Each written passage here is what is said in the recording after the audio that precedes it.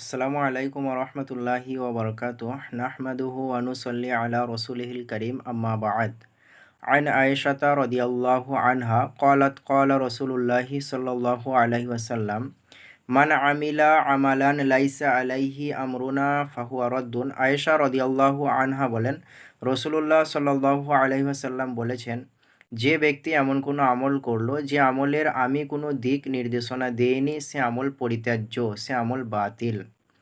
আর মুহাম্মদ সাল্লাল্লাহু আলাইহি ওয়াসাল্লামের দিক নির্দেশনা ছাড়া কোনো আমল করা এটি হচ্ছে বিদআত। এবার আসা যাক ১২ই রবিউল আউয়াল নিয়ে।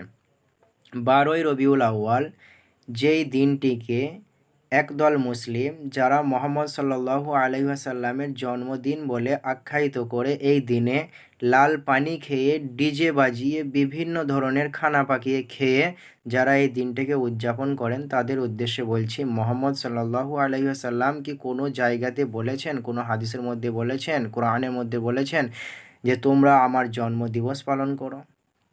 আর মুহাম্মদ সাল্লাল্লাহু আলাইহি ওয়াসাল্লাম যদি না বলে থাকেন আর সেই কাজটি যদি আমরা করে থাকি তাহলে সেটি বিদআত হবে।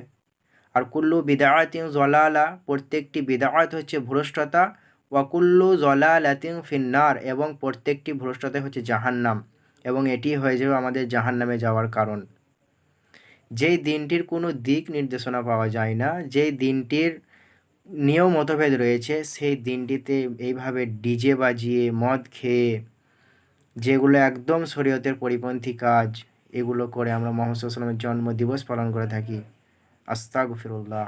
আল্লাহ আমাদেরকে এরকম ভ্রষ্টতা কাজ থেকে যেন দূরে রাখেন। আসসালামু আলাইকুম রহমতুল্লাহি ওয়া বারাকাতুহু।